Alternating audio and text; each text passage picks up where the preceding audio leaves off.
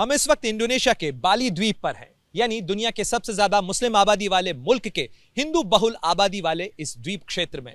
यहां पर हिंदू संस्कृति, हिंदू मंदिर और हिंदू छाप हर जगह देखी जा सकती है। तो आइए जरा आपका भी परिचय कराते हैं बाली के इस हिंदू पहचान से और यहाँ के मंदिरों के दर्शन आपको कराते हैं, किस तरीके के मंदिर यहाँ हैं और बाली के हिंदू मंदिरों में और भारत के हिंदू मंदिरों में समानताएं क्या हैं, विविधताएं क्या हैं।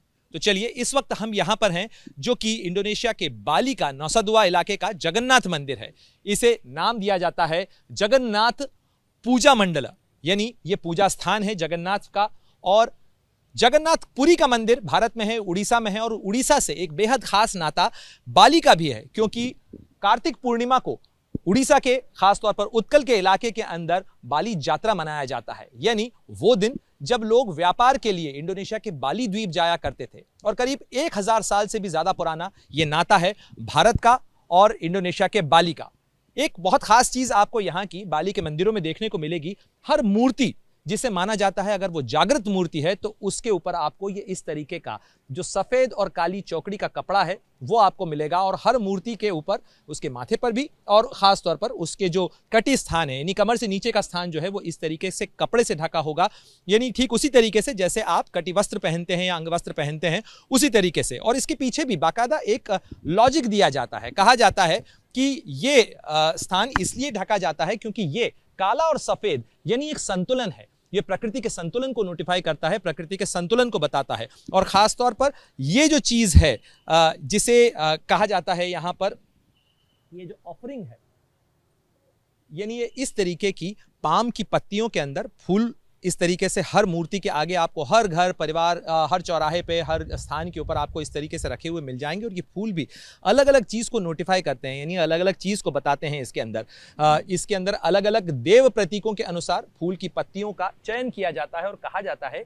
कि ये गीता के 9वें अध्याय के 26वें श्लोक का एक तरीके से स्वरूप है, जिसके अंदर भगवान कृष्ण ने अर्जुन से कहा था कि मुझे अगर कोई भी फूल, पत्ती या पानी प्रेम से, श्रद्धा से देता है तो मैं उसे ग्रहण करता हूं। और इसीलिए यहां पर हर कोई इस तरीके से चढ़ाता है और माना जाता है कि यह उसी का प्रतीक है। चलिए आइए अंदर आपको लिए चलते हैं और आपको बताते हैं जगन्नाथ मंदिर कैसा है बाली का और यहां पर किस तरीके से आपको मंदिरों का आकार आपको मिलता है। मंदिर के द्वार पर नीचे स्वस्तिक का निशान बना हुआ है गेट के ऊपर ही। साथ ही दक्षिण भारत के अंदर जिस तरीके के मंदिर मिलते हैं लगभग उसी तरीके से काले पत्थर का प्रांगण है इस मंदिर का, लेकिन सफेद हाथी जो हैं वो दोनों तरफ हैं। यहाँ पर मूर्ति का कोई विशेष बड़ा गर्भगृह नहीं है जिस तरीके से भारतीय मंदिरों में होता है, लेकिन ये एक विशाल जो आप देख सकते हैं ये जो शिखर की तरह कहा जा सकता है, बस ये शिखर है और इस शिखर के नीचे ही पूजा स्थान है जहाँ पर ये ध्वज लगे हुए हैं। और ये ध्वज भी जो हैं ये अलग अलग इलाकों के अंदर आपको अलग अलग तरीके के ये ध्वज मिलते हैं, लेकिन इसके साथ ही ये एक पूजा स्थान यहाँ पर अलग से बनाया हुआ गया है जहाँ पर पूजा की जाती है। और साथ ही यहाँ पर मंदिर की तरह यहाँ पूजा का स्थान भी बनाया गया है। यहाँ पर पूजा के अक्षत रखे हैं, चावल हैं, इसके अलावा पुष्प यहाँ पर हैं, अगरबत्ती हैं और लोग यहाँ से पूजा करते हैं। इसके अलावा यहाँ भी पूजा का एक स्थान बनाया गया है और लोग जो भी आते हैं वो अपने पूजा का जो सामान है या इस तरीके की जो टोकरियां हैं, छोटी सी टोकरियां हैं जिस तरीके की हमने देखी थी, ये जो टोकरियां हैं ये यहाँ पर पूजा की तरह भगवान को अर्पित की जाती हैं। और भगवान का जो मूल स्थान है वो ऊपर है और ये जगन्नाथ मंदिर है यहाँ का। और इस तरीके से यहाँ पर मंदिर जो हैं वो आपको पूरे इलाके के अंदर बड़ी संख्या में मिल जाएंगे। और इसके अलावा यहाँ पे पूर्वजों की भी पूजा होती है। नामों में आपको सरस्वती मिलेगा, लक्ष्मी मिलेगा, इसके अलावा यहाँ पद्मजा नाम होगा, बहुत सारे जो नाम हैं वो यहाँ पर आपको देखने को मिलेंगे। इसके अलावा महादेव का नाम यहाँ पे मिलता है, साथ ही यहाँ पर श्री जो है वो नामों में अंकित आपको मिल जाएगा। इस तरीके से ये जो बहुत सारी चीज़ें हैं जो कि भारतीय संस्कृति, हिंदू धर्म और हिंदू पहचान से जुड़ी हुई हैं वो आपको यहाँ बाली के लगभग हर इलाके के अंदर देखने को मिलती हैं। और कहा जाता है कि दुनिया में अगर जनसंख्या के घनत्व के हिसाब से देखा जाए तो सर्वाधिक हिंदू आबादी केवल बाली के अंदर रहती है, जहां हिंदू आबादी का जो घनत्व है वो करीब करीब 89 या 90% तक है। और इस लिहाज से माना जाता है कि ये दुनिया में हिंदू संस्कृति के हिसाब से बहुत पुराना भी और साथ ही बेहद ज़्यादा प्रचुर संख्या में हिंदुओं की आबादी वाला इलाका है, जहां पर भारतीयों ने खास तौर पर जो भारत से आया हिंदू जो पहचान है या जो उसका हिंदू धर्म है, उसने यहाँ पर न केवल अपनी पहचान को बनाए रखा है बल्कि उसके एक नए स्वरूप को भी जन्म दिया है, जो कि भारत के हिंदू धर्म से पूरी तरह से मिलता हुआ नहीं है, क्योंकि यहाँ पर एक ही भगवान को मूल माना जाता है और उसके अलग अलग स्वरूपों की पूजा की जाती है।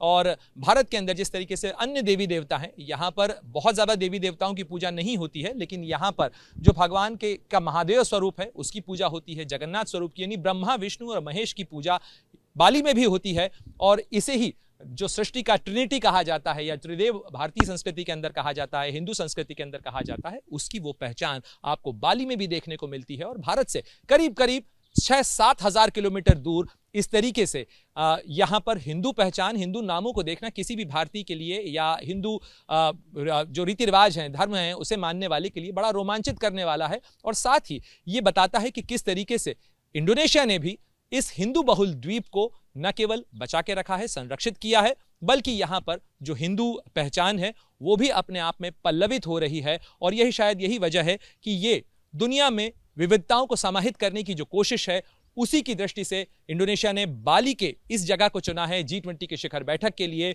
क्योंकि धर्म के साथ अर्थ को जोड़कर ही काम और मोक्ष का रास्ता निकल सकता है। कैमरामैन संजीव कापड़ी के साथ प्रणय उपाध्याय, बाली, इंडोनेशिया, ABP न्यूज।